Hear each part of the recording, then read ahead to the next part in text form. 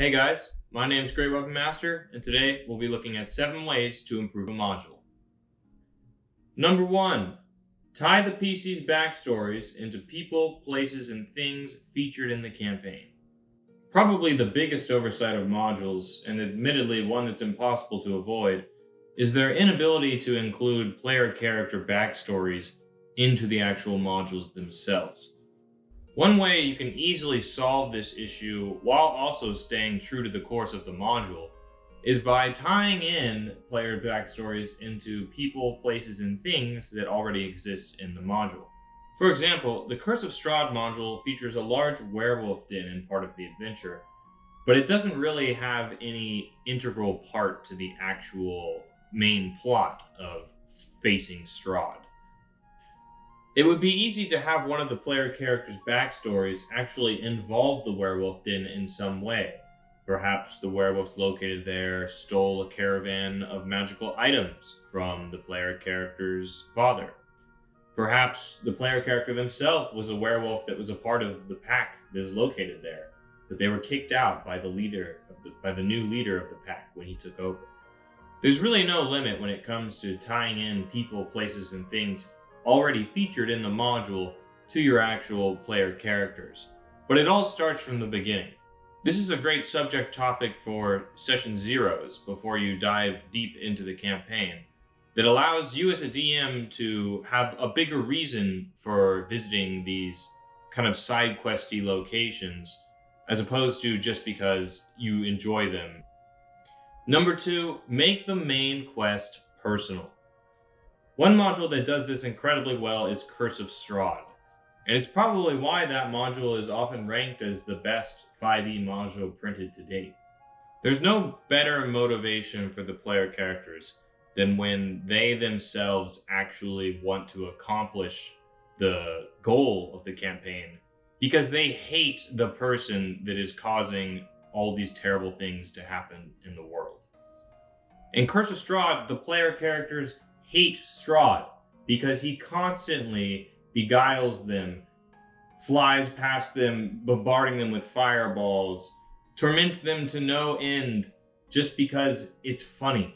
If you're role-playing Strahd properly as a DM, by the end of the campaign, the players shouldn't want to do anything other than travel to Castle Ravenloft and cut off his head.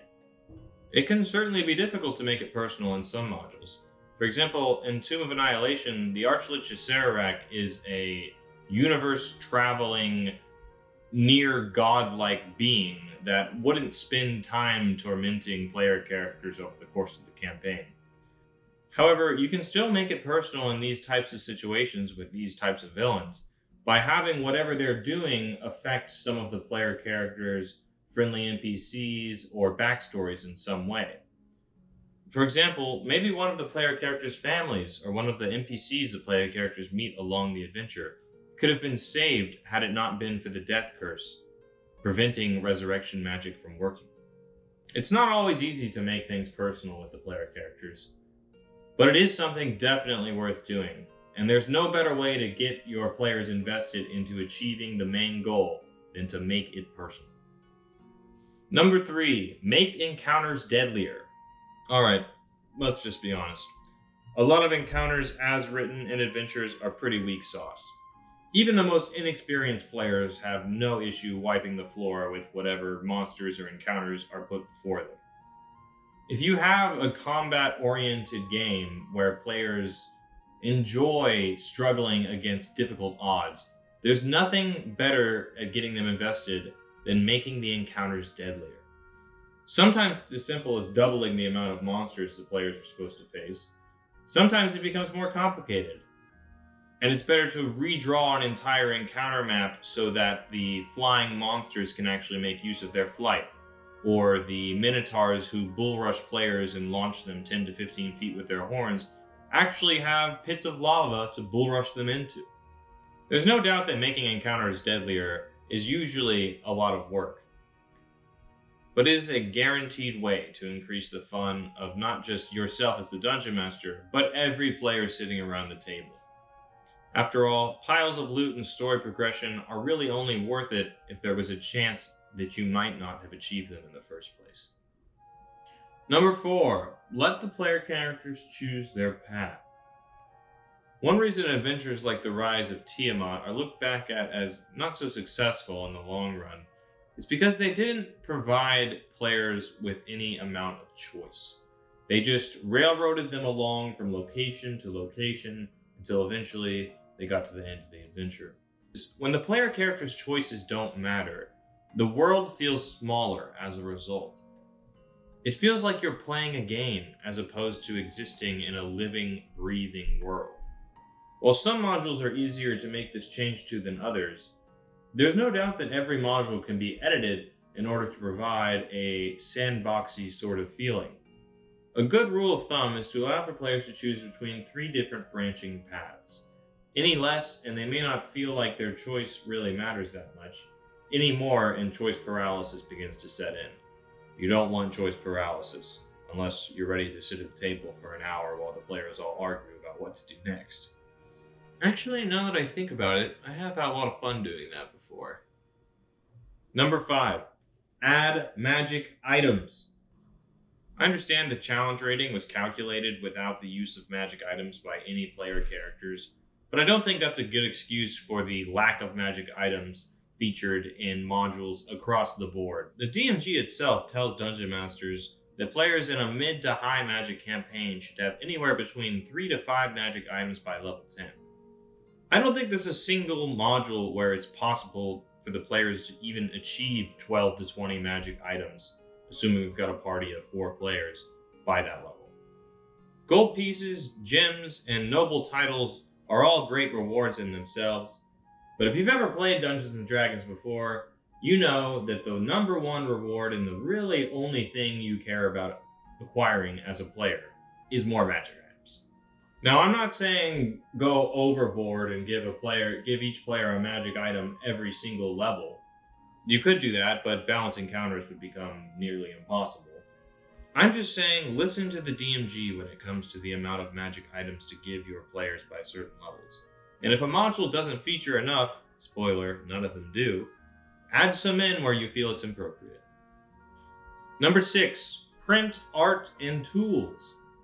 One of the best parts of running a module published by Wizards of the Coast is that they feature beautiful art throughout the entirety of the pages, as well as usually an appendix full of all kinds of tools, maps, charts, riddles, and more that you can share with the player characters at the table, physically. So print them out. Players love it when you hand them something they can actually touch, read, and feel between their fingertips in this world. All it takes is one trip to your local FedEx Kinko's with a module and about an hour of photocopying, and you've got yourself a veritable stack of handouts to give to your players as they progress through the campaign. This is probably the easiest way to improve any module you ever run, so there's really no excuse. Unless you're just being lazy. Number 7, give an epilogue. Unfortunately, most, if not all, of the modules written by Wizards kind of peter out in their conclusion. The bad guy is dead, the heroes win, the locals celebrate, and the adventure comes to an end. While that's a perfectly serviceable way to end a campaign, you'll find that players end up wondering what happens next. The best way to answer this question is to provide the players with an epilogue for each of their characters. You can think of this as the text that appears in a lot of late 90s movies telling you what the characters went on to do with their lives. This can also be a cool opportunity to provide players with one last chance at rolling the dice if they want their character to accomplish something especially difficult. For example, at the end of my Tomb of Annihilation campaign, one of the player's characters had died not but a week before the final showdown with the Sararak.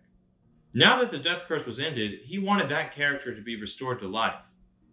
I simply told him, go ahead and roll a d20, and based on the result, we'll see if you managed to end the death curse before the Atropol devoured your previous character's soul. Thankfully for him, he rolled well enough that his previous character's soul was still intact by the time the death curse was ended. And I don't think it's going too far to say that for that player, it was the most important dice roll of the entire campaign, after the campaign had already ended. A paragraph of epilogue for each player character about what that character went on to accomplish after the events of the adventure are a great way to provide closure to all of the players in the game, as well as the Dungeon Master himself. Well, there are your 7 ways to improve a module. Are there any ways you've thought of to improve a module that weren't featured here? Go ahead and comment down below, and I'll be happy to converse. I'd appreciate if you liked, commented, and subscribed if you enjoyed the video, and as always, stay rolling.